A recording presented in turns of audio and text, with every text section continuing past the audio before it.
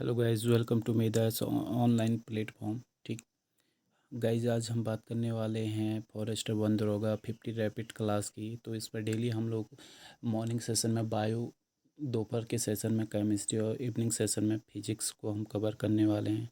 ठीक है। तो गाइज, इसका एग्ज़ाम ऑनलाइन होने वाला है, 16 जुलाई से स्टार्ट है। तो ये रैपिड क्लासेज हैं, काफ़ी तेज़ी से हम इसे कवर करेंगे।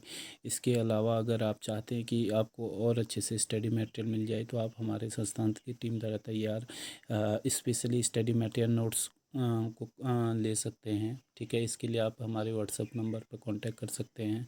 जो नंबर है 7409571706, इस नंबर पर कॉल भी कर सकते हैं और व्हाट्सएप से जानकारी भी ले सकते हैं। अभी भी काफ़ी अच्छा जो है समय आपके लिए बचा हुआ है।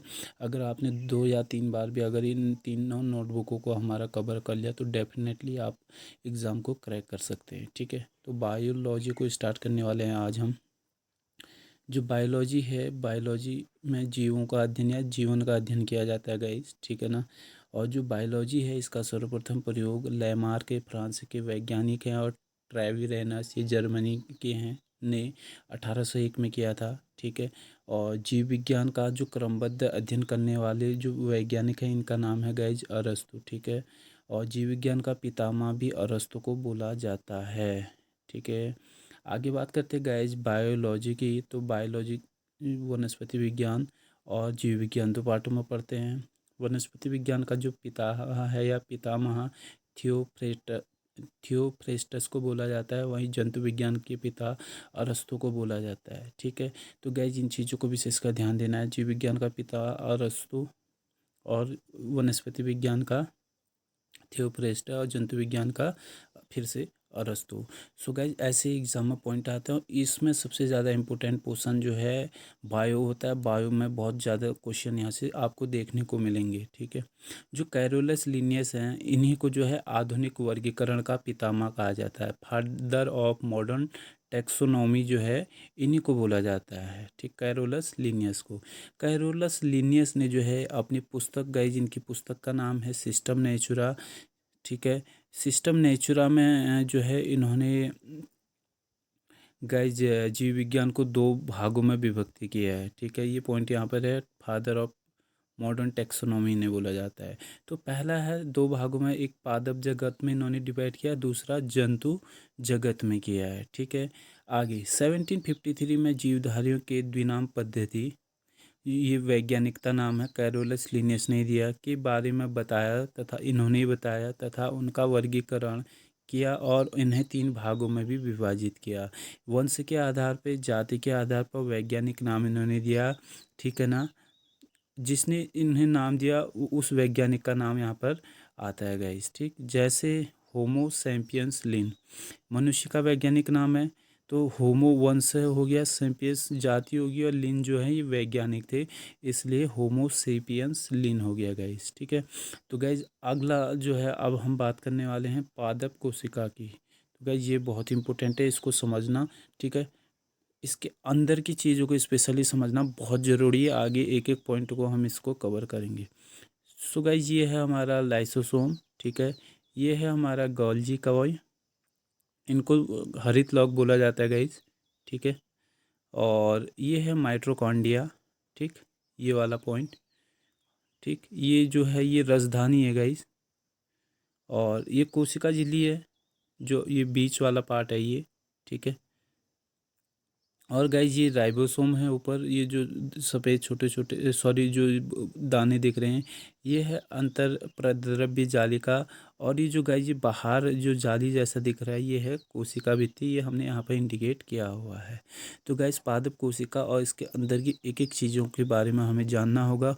और यहाँ से गाइज एग्जाम में ज़रूर क्वेश्चन बनता है, तो इस चीज़ को विशेषकर आपको ध्यान में रखना होगा। ठीक, पहली बात करते हैं गाइस पूरे सेल की, यानी कि कोशिका की हम यहाँ पे बात करने वाले हैं। ठीक, जो कोशिका शब्द है, कोशिका शब्द का सर्वप्रथम प्रयोग रॉबर्ट हुक ने किया था। ये रॉबर्ट हुक अमेरिका के वैज्ञानिक थे। इन्होंने 1665 में तथा में जो है कोशिका की 1665 में जो है रॉबर्ट हुक ने जो है कोशिका की खोज की थी। ठीक है। कोशिका जीवन की सबसे छोटी संरचनात्मक एवं कार्यात्मक इकाई है, पॉइंट इम्पोर्टेंट है। आगे है कोशिका के अध्ययन को साइटोलॉजी कहा जाता है, ये भी पॉइंट इम्पोर्टेंट है। जैसे वहाँ टैक्सोनॉमी था, ये साइटोलॉजी है, तो ये भी इम्पोर्टेंट है। कोशिका सिद्धांत स्लाइडिन एवं स्वान ने 1838 से 39 में दिया। और कोशिका सिद्धांत स्लाइडिन व स्वान के अनुसार प्रत्येक जीव की उत्पत्ति कोशिका से हुई है और प्रत्येक जीव एक या अनेक जो है कोशिकाओं में विभक्त अनेक कोशिकाओं से मिलकर ये बना हुआ है गाइस, ठीक है। सो गाइज हमारे स्टडी मटेरियल नोट से जो है बिल्कुल एग्ज़ाम पैटर्न पे हमने ये बना रखा है, एक एक पॉइंट को आपके एग्ज़ाम में कवर करेगा। अभी भी समय है, अगर आप स्टडी मटेरियल नोट्स को परचेज़ करके जो है तैयारी करना चाहते हैं, क्योंकि ये जो है अभी अगर आप कंटिन्यू भी इसे 2 से 3 बार रीड करेंगे तो डेफिनेटली आप एग्ज़ाम को क्रैक कर सकते हैं। अच्छा, कोशिका विभाजन में केंद्रक जो है मुख्य भूमिका निभाता है गाइज। और सबसे छोटी कोशिका जो होती है ना, जीवाणु होती है, जीवाणु माइकोप्लाज्मा गैली सेप्टिमा इसका नाम है, पॉइंट इम्पोर्टेंट है। जो सबसे लंबी कोशिका होती है मानव शरीर में गाइज, ये होती है तंत्रिका तंत्र, नर्वस सिस्टम जिसे हम बोलते हैं। सबसे बड़ी एवं भारी जो कोशिका होती है ये शुतुरमुर्ग के अंडे की होती है, ठीक। ऐसे पॉइंट एग्जाम में पूछे जाते हैं। मनुष्य की उत्पत्ति जो है गाइस जाइगोट नामक एक कोशिका से हुआ, पॉइंट इम्पोर्टेंट है। कोशिका में केंद्र की खोज जो है गाइस ये रॉबर्ट ब्राउन ने की थी। कोशिका की खोज रॉबर्ट हुक ने की थी और केंद्रक की उसमें रॉबर्ट ब्राउन ने की थी, ठीक है। और आगे जो है गाइज आनुवंशिकता का वाहक जो है गुणसूत्र को बोला गया है। अब आगे बात करते हैं गाइज कोशिका के प्रकार की, तो ये 2 प्रकार के होते हैं। पहला है प्रोकैरियोटिक, दूसरा है यूकैरियोटिक, ठीक है। इनकी विशेषताएं देखेंगे हम, और प्रोकैरियोटिक में और यूकैरियोटिक में, ठीक है। तो जो कोशिका भित्ति है ये जो है कार्बोहाइड्रेट तथा प्रोटीन की बनी होती है प्रोकैरियोटिक में, और सेल्यूलोज की बनी होती है यूकैरियोटिक में। आगे है माइटोकॉन्ड्रिया, ये अनुपस्थित होता है प्रोकैरियोटिक में और इसमें उपस्थित रहता है। राइबोसोम जो है गाइज 70S टाइप का होता है और यहाँ पर 80S टाइप का होता है। ये केंद्रक झिल्ली है, ठीक है। केंद्रक झिल्ली जो है अनुपस्थित रहती है प्रोकैरियोटिक में, यूकैरियोटिक में उपस्थित रहती है। अब बात करते हैं डीएनए की, तो एक सूत्र है और ये दोहरे सूत्र में होता है, डबल बॉन्ड पूर्ण विकसित होता है यहाँ पर, ठीक है।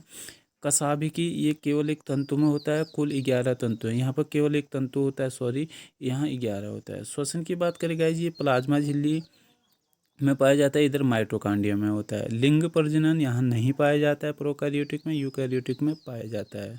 प्रकाश संश्लेषण की बात करें तो थाइलैकाइड में होता है और यहाँ क्लोरोप्लास्ट में होता है। आगे बात करते हैं गैस थोड़ा कोशिका भित्ति की, ठीक है। तो कोशिका भित्ति सेल वॉल समझ गए होंगे, अगर आपने डायग्राम देखा है तो कोशिका भित्ति हमने इधर ये पढ़ा हुआ था गाइस, सबसे बाहरी पार्ट है, ठीक है। ये वाला पार्ट जो है सबसे बाहरी पार्ट है कोशिका झिल्ली का, ये मैंने आपको अभी बताया था। ये जो जालीनुमा आप देख रहे हैं डायग्राम, सो गाइस सबसे पहले तो डायग्राम आपको जो है आप समझ में आना चाहिए। डायग्राम को आपको अपने माइंड में सेट कर लेना है कहाँ पर कौन सा पॉइंट है, तभी आप एग्ज़ाम में जो है आसानी से चीज़ों को कवर कर पाएंगे, ठीक है। कोशिका भित्ति सेल वॉल यह जो है ना गाइज केवल पादपों में पाई जाती है कोशिका भित्ति, जंतु कोशिका में ये नहीं पाई जाती है। यह सेल्यूलोज की बनी होती है, ठीक है। कवक और यीस्ट में ये जो है काइटिन की बनी होती है। यह कोशिका में निश्चित आकार एवं आकृति बनाए रखने में सहायक होती है। ऑब्वियसली बात है बाहर से है तो ये स्ट्रक्चर बनाएगी, उसका आकार बनाने में सहायक होती है। जीवाणु का कोशिका भित्ति जो है पेस्टिडोगलकेन कार्बोहाइड्रेट की बनी होती है और यह पेड़ों को जो है कठोरता भी प्रदान करती है, ठीक है। तो गाइज ये थी बात कोशिका भित्ति की। अब हम बात करेंगे कोशिका झिल्ली की, ठीक है। तो कोशिका झिल्ली की बात करते गाइज सेल मेम्ब्रेन्स इसे बोला जाता है। यह अर्धपारगम्य झिल्ली है, ठीक है, जो कि कोशिका के अंदर व बाहर की वस्तुओं के चलन को नियंत्रित करती है। यह रासायनिक संरचनात्मक दृष्टिकोण से फास्फोलिपिड से जो है प्रोटीन की बनी ही होती है। यह जीव द्रव्य को बाहरी आघातों से बचाकर कोशिका को एक निश्चित आकार प्रदान करती है। सबसे इम्पोर्टेंट पॉइंट यही है कि यह जीव द्रव्य को बाहरी आघातों से बचाकर कोशिका को एक निश्चित आकार प्रदान करती है। ठीक है गाइज, आगे है तारककाय। अगला जो है पॉइंट है तारककाय। अच्छा, एक पॉइंट और इसमें छूट गया है। प्लाज्मा झिल्ली हार्मोन्स के माध्यम से सूचनाओं का संवहन करती है। इससे पहले वाला पॉइंट थोड़ा सा इम्पोर्टेंट है कि भारी आघातों से बचाती है और जीव द्रव्य को भारी आघातों से बचाकर ये कोशिका को एक निश्चित आकार प्रदान करती है।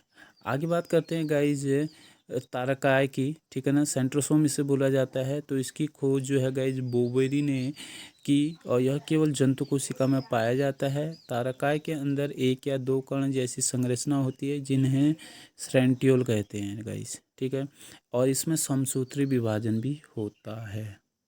अगला है गाइज अंतःप्रद्रव्य जालिका, एंडोप्लाज्मिक रेटिकुलम इसका नाम है। ठीक है, तो यह जो है एक और केंद्रक झिल्ली से तो दूसरी ओर कोशिका झिल्ली से जुड़ा रहता है, संबद्ध है। इस जालिका के कुछ भागों पर किनारे छोटी छोटी कणिकाएं लगी रहती है जिन्हें राइबोसोम कहते हैं। ये दो प्रकार की होती हैं। ठीक है, पहला है चिकनी अंतःप्रद्रव्य जालिका। इनमें गाइज राइबोसोम नहीं होते हैं तथा ग्लाइकोजन का संग्रह होता है और ये जो है गाइज प्रोटीन संश्लेषण में भाग नहीं लेते हैं। ठीक है ना, आगे है खुरदरी अंतःप्रद्रव्य जालिका। तो इसकी बाहरी सतह पर राइबोसोम लगे रहते हैं और ये प्रोटीन संश्लेषण में भाग लेती हैं।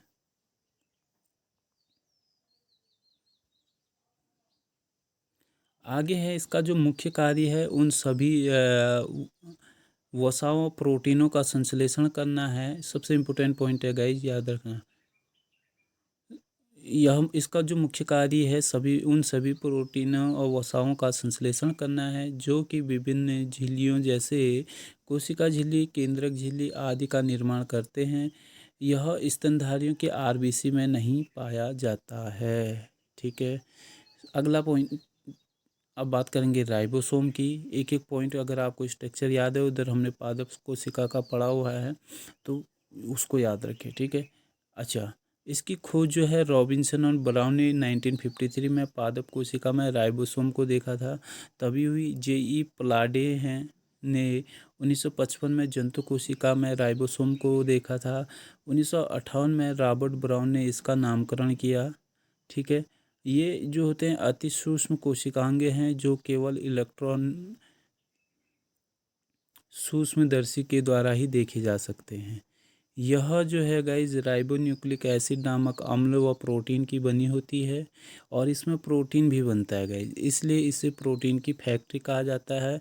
तो गाइज सबसे इम्पोर्टेंट पॉइंट ये है यहाँ पे, प्रोटीन की फैक्ट्री किसे कहा जाता है। ऑप्शन आएगा अंतःप्रद्रव्य जालिका, माइटोकॉन्ड्रिया, हरित लौकिया, राइबोसोम। तो वहाँ पर आप एग्जाम में कर सकते हैं राइबोसोम। ठीक है, प्रोटीन की फैक्ट्री, इसे प्रोटीन का उत्पादक स्थल भी कहा जाता है गाइज। और यह दो प्रकार के होते हैं, 70S टाइप और 80S।